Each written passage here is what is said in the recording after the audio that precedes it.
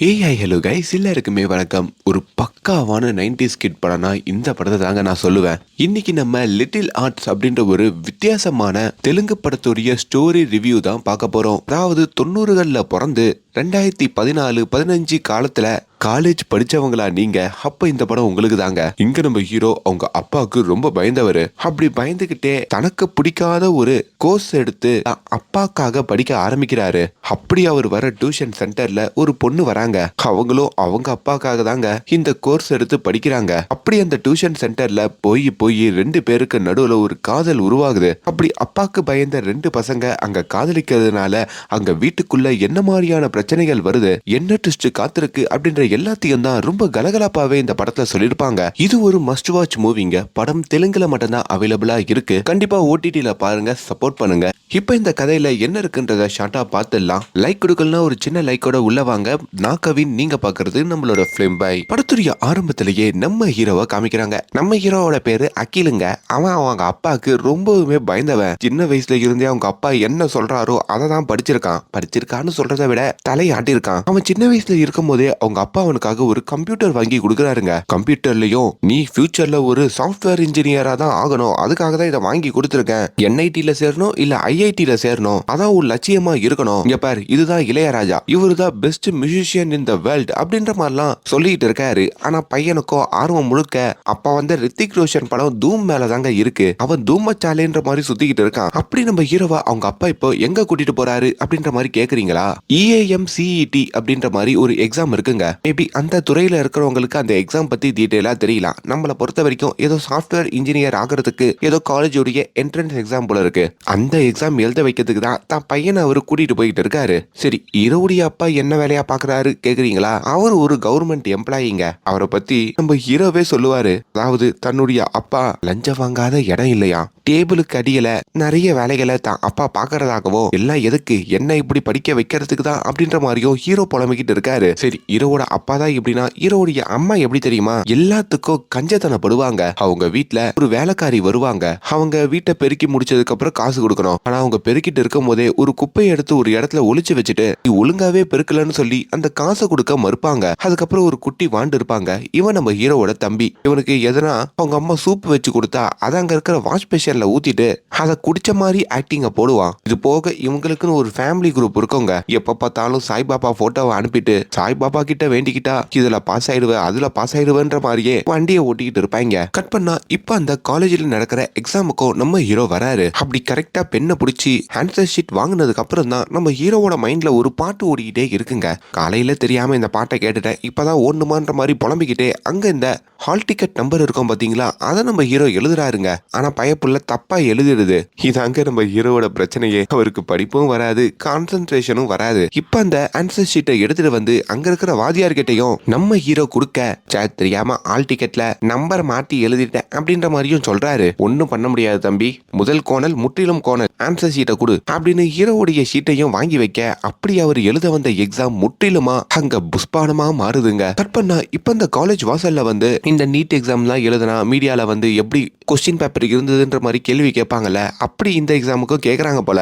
நம்ம ஹீரோவும் எப்பா ரொம்ப கஷ்டமா இருந்ததுப்பா, எங்களுக்கு கண்டிப்பா ரீ எக்ஸாம் வேணும் அப்படின்ற மாதிரியும் கேட்டுட்டு இருக்காரு. ஆனா இவரு ஆல் டிக்கெட்லயே நம்பரை மாத்தி எழுதிட்டு ஆன்சர் ஷீட்டை கொடுத்துட்டு வந்ததா இப்படி சமாளிச்சுக்கிட்டு இருக்காரு. இதையுமே அங்க வர ஹீரோவுடைய அப்பா கேட்கிறாரு. அட கொய்யால, அப்ப நீ எக்ஸாம் ஒழுங்கா எழுதல, ஏண்டா உன் கூட இருக்கிற பசங்க எல்லாம் ஆன்சர் ஷீட் ரொம்ப ஈஸியா இருக்குன்னு சொல்லுங்கிறானுங்க, நீ என்ன ரொம்ப கஷ்டமா இருக்குன்ற மாதிரி சொல்லிக்கிட்டு இருக்கன்ற மாதிரி போற வழியிலையும் இவனை கண்ணா பின்னான்னு திட்டுறாருங்க. அவ்வளவுதாங்க. இப்ப நம்ம ஹீரோவுடைய ரெண்டு நண்பர்களை காமிக்கிறாங்க. இவனுக்கு படிக்கிறேன் டியூஷனுக்கு போறேன்ற பேர்ல பள்ளிக்கூடத்துல இருந்து இப்ப வரைக்கும் ஒன்னாதான் சுத்திக்கிட்டு இருப்பாங்க. இப்ப நம்ம ஹீரோ ஒரு எக்ஸாம் எழுதிருப்பாரு பாத்தீங்களா, அந்த எக்ஸாம் கூட இவனுங்க நண்பர்கள் ரெண்டு பேரும் எழுதிருப்பாங்க. இது போக நம்ம ஹீரோக்கு ஒரு காதலி இருப்பாங்க. அவ பேரு நானி. பாக்குறதுக்கு அவ்வளவு அழகா இருப்பாங்க. எப்பவுமே ஹீரோவோட போன்ல தாங்க அந்த பொண்ணு கடலை போட்டுக்கிட்டு இருக்கும். அந்த பொண்ணை இம்ப்ரெஸ் பண்ணனே வாட்ஸ்அப்ல அப்பப்போ ஸ்டேட்டஸ் போடுறது, இந்த லவ் மெசேஜ் எல்லாம் அனுப்புறதுன்ற மாதிரி ஹீரோ நிறைய வேலைகளை பாப்பாரு.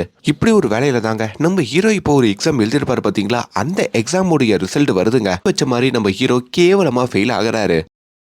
நம்ம சின்ன வயசுல இருக்கும்போது ரிசல்ட் பார்த்தா நம்ம ஃபெயில் ஆன மாதிரியே நம்ம நண்பனும் ஃபெயில் ஆயிட்டானா அப்படின்ற மாதிரி தானே பார்ப்போம். அப்படி அவர் நண்பனும் ஃபெயில் ஆனவொன்னே அவருக்கு ஒரு குஷிங்க. இத்தோடையே நம்ம ஹீரோ வீட்டுக்கு வர, வீட்டுல நம்ம ஹீரோவுடைய அப்பா நடு ஹால்ல உக்காந்துக்கிட்டு இருக்காரு. வாடா மகனே பக்கத்து வீட்டுக்கார வந்து எனக்கு சாக்லேட் கொடுத்துட்டு போறான். அவன் பொண்ணு அந்த எக்ஸாம்ல பாஸ் ஆயிட்டாலாம். அதுவும் 90% எடுத்து பாஸ் ஆயிருக்கா. நீ என்னடா எடுத்த அப்படின்ற மாதிரி கேட்க ஹீரோவும் ரொம்ப பயப்படுறாரு. ஏண்டா நாயே, நீ எவ்வளவு கஷ்டப்பட்டு சின்ன வயசுல இருந்து கம்ப்யூட்டர் கொடுத்து ஐடி இன்ஜினியர் தான் ஆகணும்னு சொல்லி படிக்க வச்சா என்ன இளவுடா இது, என்ன மார்க்கடா எடுத்து வச்சிருக்கன்ற மாதிரி ஹீரோவை ஓட ஓட விரட்டி அடிக்கிறாரு.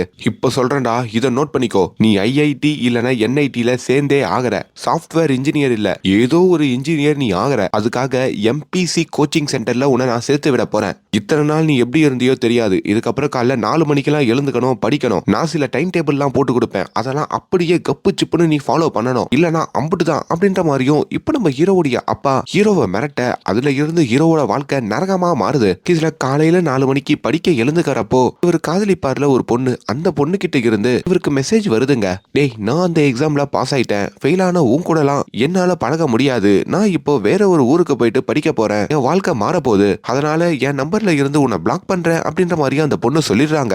இதுல நம்ம ஹீரோ பயங்கர காண்டாகி தன்னுடைய ஃப்ரெண்ட்ஸை கூப்பிட்டுக்கிட்டோம் அந்த பொண்ணு வீட்டுக்கு போயிட்டு தான் ஃப்ரெண்டோட மொபைல்ல இருந்து கால் பண்றாங்க. டேய், நீ எவ்வளவு கால் பண்ணாலும் எவ்வளவு மெசேஜ் பண்ணாலும் இதுதான்டா, என்னால உன் கூட பேச முடியாது. I hate you, I hate you, I hate you அப்படின்னு சொல்லி அந்த பொண்ணு போனை வைக்கிறாங்க. இப்ப நாட்கள் ஓடுதுங்க. நம்ம ஹீரோ இந்த லவ் ஃபெயிலியர்ல இருந்து வெளியே வர இப்ப அவருடைய கம்ப்யூட்டர்ல உட்காந்தோம் பொண்ணுங்களுடைய ஹேர் ஸ்டைலை பத்தி சர்ச் பண்ணி பார்த்துக்கிட்டு இருக்காரு. அதுலயுமே பிரெஞ்ச் பிரைட் அப்படின்ற மாதிரி ஒரு ஹேர் ஸ்டைல் வருதுங்க. ஆஹா, இந்த ஹேர் ஸ்டைல்ல இருக்கிற வீடியோவெல்லாம் பார்க்கலான்ற மாதிரி அதை வேற உட்காந்து பாக்குறாரு. அப்படி ஒரு நேரத்துல தான் நம்ம ஹீரோடைய அப்பா ஒரு குண்டை தூக்கி போடுறாருங்க. அந்த எம்பிசி கோச்சிங் சென்டரை நான் கண்டுபிடிச்சிட்டேன். இதுக்கப்புறம் நீ அங்க போய் படிக்க வேண்டி இருக்குன்ற மாதிரி ஹீரோ கிட்ட சொல்றாரு. எம்பிசி கோச்சிங் சென்டர்னா மேக்ஸ், பிசிக்ஸ், கெமிஸ்ட்ரி இதை பத்தியான பாடங்களை சொல்லி கொடுக்கிற ஒரு கோச்சிங் சென்டர் தாங்க அது. ஏன்னா ஹீரோ இது மூணுத்துலயும் வீக்கா இருக்கிறதுனால இதுல எப்படின்னா சொல்லி கொடுத்து எதனா ஒரு காலேஜ்ல ஹீரோக்கு சீட்டு வாங்கி கொடுக்கறதுக்கு தான் இந்த கோச்சிங் சென்டருக்கு நம்ம ஹீரோட அப்பா இவரை அனுப்பியிருப்பாரு. அப்படி தன்ன மாதிரியே தான் ஃப்ரெண்டையும் அவங்க அப்பா சேர்த்து விட அப்படி ஃப்ரெண்டோட உட்காந்து அங்க ஒரு பின்னாடி பெஞ்சில உட்காந்து நம்ம ஹீரோ முதல் நாளே தூங்கிக்கிட்டு இருக்காருங்க. எங்க பெஞ்சில உட்காந்து தூங்காதீங்க, அப்படி போய் உட்காருங்க அப்படின்ற மாதிரி ஒரு பொண்ணோட வாய்ஸ் கேக்குதுங்க. யாருன்னு எழுந்து பார்த்தா அதுதான் நம்ம ஹீரோயின் காத்தியானி. பாக்குறதுக்கு கொஞ்சம் பெரிய பொண்ணு மாதிரி இருந்தாலும் அவ்வளவு அழகா இருக்காங்க. எங்க பெஞ்சில என்ன உங்க பேரை எழுதிருக்கு? ஆமா, என் பேரு தான் எழுதிருக்கு, பெஞ்சை பாருங்க அப்படின்னு சொல்லிட்டு இப்ப அந்த பெஞ்சிலையும் அந்த 2 பொண்ணுங்களும் வந்து உட்காடுறாங்க. அப்பதான் ஹீரோ ஒரு விஷயத்த நோட் பண்றாரு. நேத்து இவர் ஒரு ஹேர் ஸ்டைல் பார்த்திருப்பார்ல இன்டர்நெட்ல, அதே ஹேர் ஸ்டைல் அந்த பொண்ணு வச்சிருக்க. ஆஹா, நம்மளுக்கான பொண்ணு இங்கேயே இறங்கி வந்துட்டாளான்ற மாதிரி இங்கேயும் படிக்க வந்த இடத்துல லவ் பண்ண ஆரம்பிக்கிறாருங்க. இப்ப அந்த இடத்துல ஒரு வாத்தியாரும் வர, பசங்களா இன்னைக்கு நம்ம கிளாஸ்ல 2 பசங்க சேர்ந்திருக்காங்க. இந்த 2 பேரு கூட நீங்க யாருமே பழக கூடாது, ஏன்னா அப்படி ஒரு மக்குங்க அப்படின்னு ஆரம்பத்திலேயே அங்க இருக்கிறவங்க கிட்ட எல்லாம் ஹீரோவை அசிங்கப்படுத்துறாங்க. இப்ப நம்ம ஹீரோவும் எப்படின்னா காத்தியானி கிட்ட பேசணும், பெண்ணு வேலை செய்யல, அவகிட்ட ஒரு பெண்ணை கடன் கேட்கலாம் அப்படின்ற மாதிரியும் அவரோட பெண்ல அப்படியே இங்க தெளிச்சுக்கிட்டே இருக்க அது பக்கத்துல அவரோட ஃப்ரெண்டோட முகத்துல தெளிச்சிருதுங்க. இதுல செம மொக்க வாங்கிடுறாரு. இதுலயே நம்ம காத்தியானிக்கு நம்ம ஹீரோ மேல ஒரு சின்ன சிரிப்பு வருதுங்க. அதனால அவங்களும் வீட்டுக்கு போற சமயத்துல அந்த டியூஷன் வாசல்ல நின்று ஹீரோ கூட பேசிட்டும் போறாங்க. இப்ப நம்ம ஹீரோயினுடைய வீட்டை காமிக்க நம்ம ஹீரோவோட அப்பா எவ்வளவு ஸ்ட்ரிக்டோ அதை விட ஹீரோயினோட அப்பா பயங்கர ஸ்ட்ரிக்ட்டுங்க. எப்ப பார்த்தாலும் இப்படி உட்காந்து போனை நோண்டிக்கிட்டு இருந்தா என்ன அர்த்தம்? ஒழுங்கா போய் படிக்க மாட்டியா? அப்பதானே என்ன மாதிரி நீ முன்னேறுவ அப்படின்ற மாதிரியும் சொல்றாரு. அப்படி நம்ம ஹீரோயினுடைய அப்பா என்ன தெரியுமா வேலை பார்க்கறாரு? ஒரு டாக்டருங்க. அதுவும் போலி டாக்டருங்க. சர்டிபிகேட் எல்லாம் ஃபேக் பண்ணி தான் அந்த டாக்டர் வேலையை அவர் பாப்பாரு. அது போக தன்னோட 13 வயசு சின்ன பொண்ணு நம்ம காத்தியானியோட அம்மா அவங்கள தான் கல்யாணம் பண்ணிருப்பாரு. நம்ம காத்தியானிக்கும் ஒரு தங்கச்சி இருப்பா. முக்கியமா தன் பொண்ணை எந்த பசங்களும் சைட் அடிக்க கூடாதுன்னு சொல்லி பொண்ணோட மண்டையில எண்ணெய் தேய்ச்சி தான் அவர் வெளியவே அனுப்புவாரு. அப்படிதான் இப்ப அந்த எண்ணெயோட ரொம்ப காத்தியானி அந்த கோச்சிங் சென்டருக்கு வர, ஆஹா இப்பதான் இவ ரொம்ப அழகா இருக்கா அப்படின்ற மாதிரியும் ஹீரோ ரசிச்சிட்டு இருக்காருங்க. அப்பதான் அந்த இடத்துல நம்ம காத்தியானிய ஒரு பையன் வந்து மீட் பண்றான். அந்த பொண்ணு கிட்ட கையெல்லாம் குலுக்கி ரொம்ப சிரிச்சு சிரிச்சு பேசுறாங்க. இத பாக்குற ஹீரோக்கும் இவன் யாரு அப்படின்ற மாதிரி ஒரு சின்ன பொசசிவ்னஸ் வருதுங்க. இப்போ கோச்சிங் சென்டர் முடிச்சிட்டு போற வழியில கூட அதே பையன் காத்தியானி கூட வந்து பேசிக்கிட்டே இருக்காங்க. அதுக்கப்புறத்துல இருந்து ஒவ்வொரு நாளும் நம்ம ஹீரோ இந்த கோச்சிங் சென்டருக்கு வரப்போதோ போகும்போதோ இந்த காத்தியானி அந்த பையன் கூட பேசிக்கிட்டு போற மாதிரியும் வர மாதிரியும் கவனிக்கிறாரு. இவரும் கொஞ்சம் ஷை டைப்ன்றதுனால அந்த பொண்ணு கூட சரியா பேச முடியலைங்க.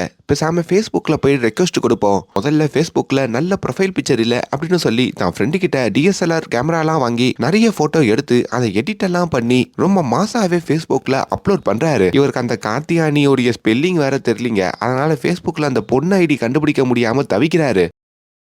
அடுத்த நாள் காத்தியானியோட புக்ல வந்தும் அவங்க பேரை பேர்லான்னு பார்க்க, ஆனா அந்த புக்ல கூட அந்த பேர் இல்லைங்க. காத்தியானியே வந்து 50% டிஸ்கவுண்ட்ல இந்த புக்கை வாங்கினேன், அதான் பேர் இல்லைன்ற மாதிரியும் சொல்ல, இப்படி ஒரு வேலையில தான் நம்ம காத்தியானி எப்பவும் போல அந்த கோச்சிங் சென்டர் வராங்க. வரும்போதே அந்த காத்தியானி கூட பையன் பேசிட்டு இருப்பான்ல, அவன் சும்மா அவங்கள பயமுறுத்துற மாதிரி கத்துறான். அத பக்கத்துல இருக்கவங்களா பார்த்து சிரிக்கிறாங்க. இதுல அவங்களுக்கு ஒரு மாதிரி ஆகுதுங்க. இத பாக்குற ஹீரோவுமே இப்ப நம்ம பெர்ஃபார்ம் பண்ண வேண்டியதான்னு சொல்லி அந்த பையனை எழுந்து, உனக்கு அசிங்கமா இல்ல, ஒரு பொண்ணு வரப்போ இப்படிதான் கத்துவியா, அவ எவ்வளவு ஹர்ட் ஆயிட்டா பாரு அப்படின்னு சொல்லி நம்ம ஹீரோயினுக்கு சப்போர்ட் பண்ண, அப்பதான் ஹீரோயினுக்கும் ஹீரோ மேல ஒரு சின்ன மரியாதை வருது. இதையே ஒரு பெர்ஃபார்மன்ஸா போற்ற வேண்டியதான்னு சொல்லி இப்ப வீட்டுக்கு போறப்பவும் நம்ம ஹீரோ கூட பழகுற அந்த பையன் யாருன்ற மாதிரி கேட்க, அவன் என்னுடைய கசின்ற மாதிரி அந்த பொண்ணு சொல்றாங்க. சரி உங்க Facebook ஐடி கிடைக்குமான்ற மாதிரியும் ஹீரோ ஹீரோயின் கிட்ட கேக்குறாரு. அவங்களும் கில்லர் குயின் அப்படின்ற ஒரு ஐடியில தான் நான் இருக்கேன்னு சொல்லி அந்த ஐடியை கொடுத்துட்டு போக, இப்ப அந்த ஐடிக்கும் நம்ம ஹீரோ ஃப்ரெண்ட் ரிக்வெஸ்ட் கொடுக்குறாருங்க. அவங்களும் அக்செப்ட் பண்றாங்க. அதுலயே இவங்களுக்கு பயங்கர குஷி ஆகுது. கிட்டத்தட்ட நம்ம ஹீரோ எப்படி அவர் கம்ப்யூட்டர்ல உட்காந்து படிப்பை தவிர எல்லாத்தையும் பாப்பாரோ அதே மாதிரிதான் நம்ம ஹீரோயினுங்க. இப்ப அந்த ராத்திரி நம்ம ஹீரோவும் ஹீரோயினுக்கு எதனா மெசேஜ் அனுப்பணும்னு நினைக்கிறாரு. இது வரைக்கும் பேசினதே இல்லனால ஃபர்ஸ்ட் மெசேஜை இம்ப்ரெஸ் பண்ற மாதிரி இருக்கணும்ன்ற மாதிரி நினைக்கிறாரு. அப்பதான் சாய்பாபா மெசேஜை அனுப்பி விடுவோம்னு சொல்லி தான் ஃபேமிலி குரூப்ல இருக்கிற சாய்பாபாவை எடுத்து, இந்த மெசேஜை நீங்க 10 பேருக்கு ஷேர் பண்ணுங்க, இல்லனா எக்ஸாம்ல ஃபெயில் ஆயிடுவீங்கன்ற மாதிரி அனுப்புறாரு. அடப்பாவி, இந்த மெசேஜ் எதுக்குடா எனக்கு அனுப்புனேன், இப்ப நான் 10 பேருக்கு அனுப்பணும்னு சொல்லி அந்த பொண்ணும் சொல்ல, அப்படி அதுல இருந்து ரிலேஷன்ஷிப்பை பில்ட் பண்ணி இவங்க 2 பேருமே சேட் பண்ணிக்க ஆரம்பிக்கிறாங்க. அந்த சேட்டிங்கோட கோச்சிங் சென்டர்லயே அவங்க 2 பேரும் மாறி மாறி பேசிக்கிறாங்க. அந்த பொண்ணு முன்னாடி நம்ம வெள்ளையா இருக்கணும்னு சொல்லி ஃபேஸ் மாஸ்க் எல்லாம் நம்ம ஹீரோ போட்டு உட்காந்து இருக்காருங்க.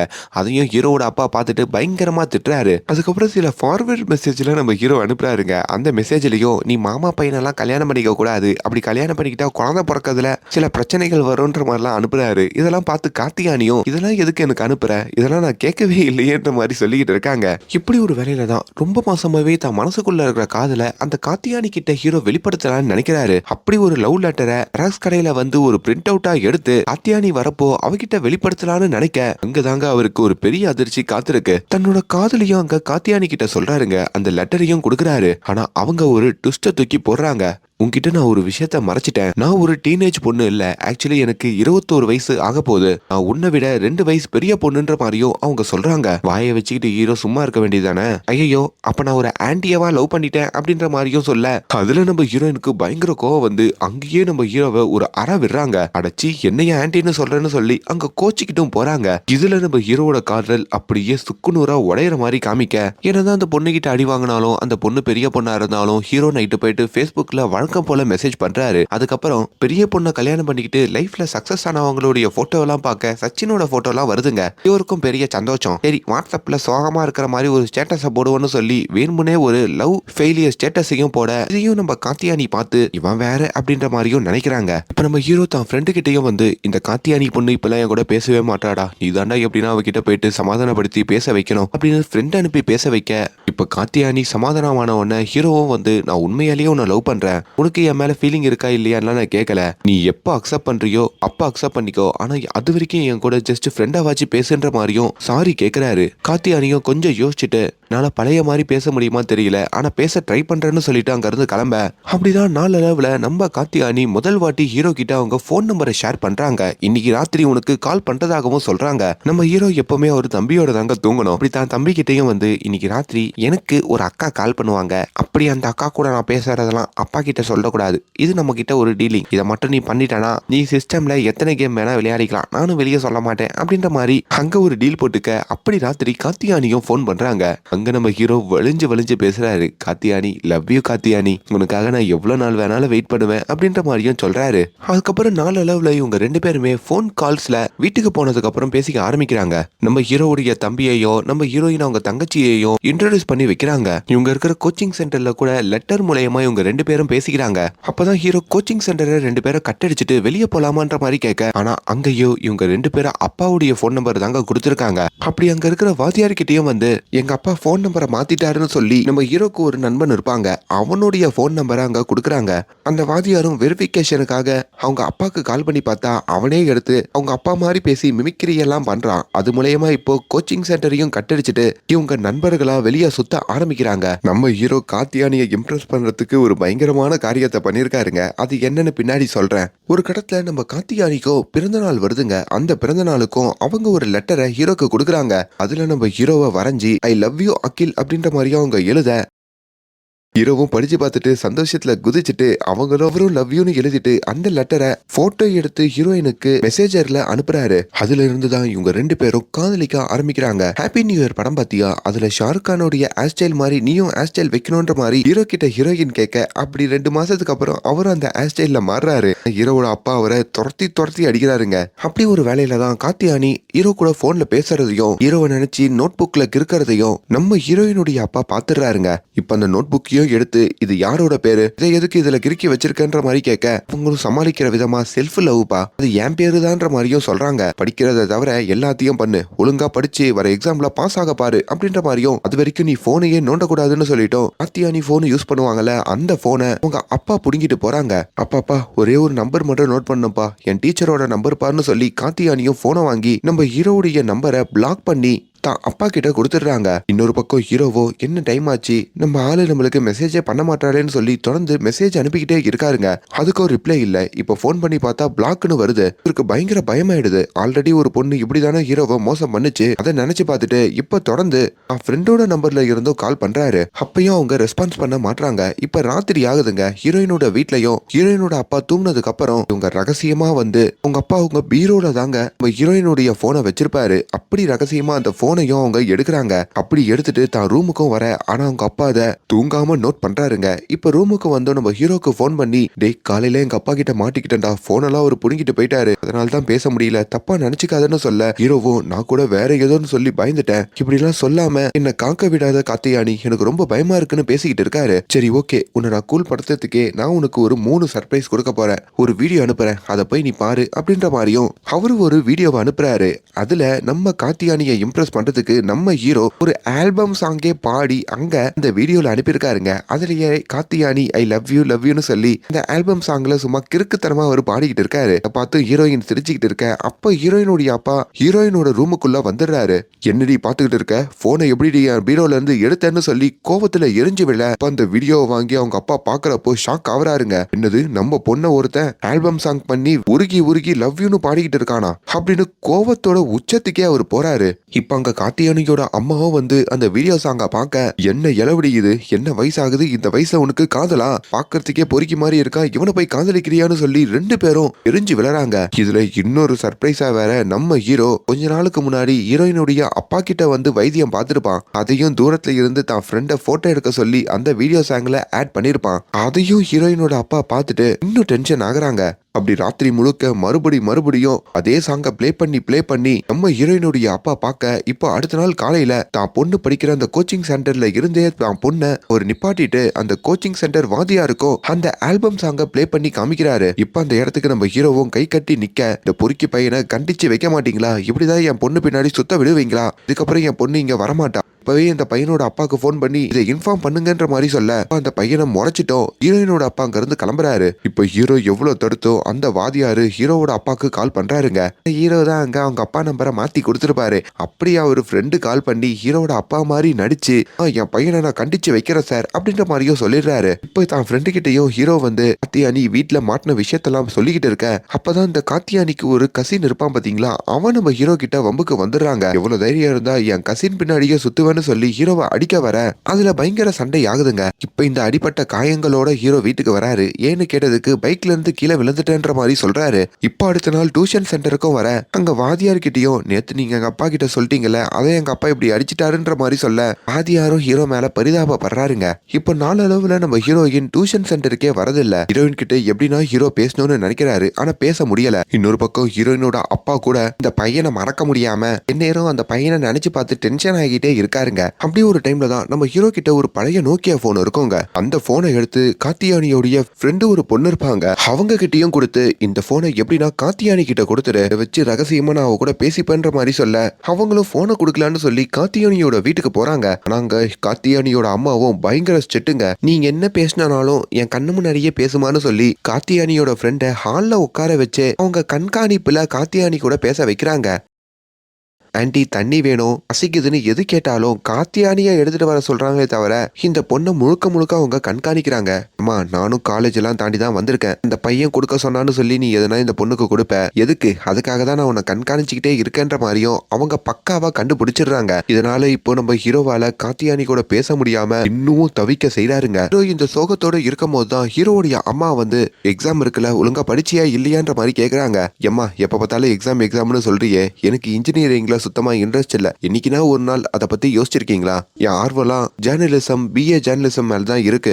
நான் ரொம்ப அழகா ஆல்பம் சாங்லாம் எடுத்திருக்கேன். அதெல்லாம் உங்களுக்கு தெரியுமா? தயவு செஞ்சு அப்பா கிட்ட பேசி இந்த இன்ஜினியரிங்க விட்டு தள்ள சொல்லுப்பா அப்படின்ற மாதிரியும் சொல்றாரு. இது ஹீரோட அம்மாக்கே பயங்கர ஷாக்கிங்கா இருக்குங்க. ஆனாலும் தான் பையனை அவங்க புரிஞ்சுக்க செய்யறாங்க. அப்படி ராத்திரி நம்ம ஹீரோ ரூம்ல இருக்கும் போதோ ஹீரோட அப்பாவும் வீட்டுக்கு வராரு. அப்போ அவங்க அப்பா கிட்ட அவங்க அம்மாவும் தான் பையன் சொன்ன விஷயத்த சொல்றாங்க. இதுல அவங்க அப்பாவுக்கு பயங்கர கோவம் வந்து ஒரு பெல்ட்டை எடுத்துக்கிட்டு நேரா ஹீரோட ரூம் கதவை வந்து தட்ட, அதே வேலையில இங்க நம்ம ஹீரோக்குமே காத்தியானி கிட்ட இருந்து போன் கால் வருது. டேய் என்னோட வீட்டுல ஒரு கல்யாணத்துக்காக வெளியே போயிருக்காங்க. நான் வீட்டுல தனியா தான் இருக்கேன். என் தங்கச்சிக்கு சில பொருள் வாங்கணும்னு சொல்லி இப்ப நான் கடைக்கு வருவேன். 2 பேரும் மீட் பண்ணலாமான்ற மாதிரி அவங்க கூப்பிட, கிட்டத்தட்ட 2 மாசம் காத்தியானிய பார்க்காம இருக்கிற ஹீரோக்கோ இப்ப உடனே வரேன்ற மாதிரியும் கிளம்புறாரு. அதுக்குள்ள ஹீரோட அப்பா வந்து கோவமா கதவை தட்டுறாருங்க. டேய் இன்ஜினியரிங் படிக்க மாட்டேன் நான் சொன்னேன், ஒழுங்கா வெளியே வாடான்ற மாதிரியும் அவருக்கு மிரட்ட, என்ன பண்றது அப்பாவை மீறி இப்ப எப்படி வெளியே போறதுன்ற மாதிரியும் பதறி இப்ப வெளியே வந்தோம். அப்பா என் ஃப்ரெண்டு மதுவோடைய ஆயா போய் சேர்ந்துட்டாங்கப்பா, நான் போய் பார்த்துட்டு வந்துடுறேன்ப்பான்னு சொல்லி அழுதுகிட்டே ஓடுறாரு. அப்படி ஹீரோவும் வழியில ஓடி வந்துகிட்டே இருக்க